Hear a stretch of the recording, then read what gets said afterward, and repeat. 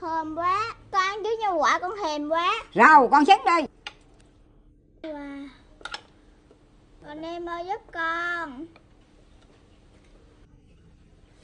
Wow. Bà ngoại, thịt mỡ chấm mắm ruốc mơ sữa là đỉnh cao này bà ngoại. Đúng rồi. Cho con một chút liền đi bà ngoại. Rồi. Wow. Bà ngoại con mà bà ngoại ăn nha bà ngoại. Ừ, con ăn đi.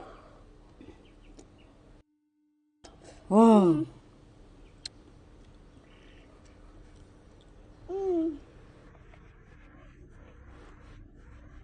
Thêm một xíu nữa ngoại, ít miếng quá à. Một đậu rồi đó. Nó béo lên mọi em. Mà nó ngon không? Ngon. Con mời con mở ăn nha.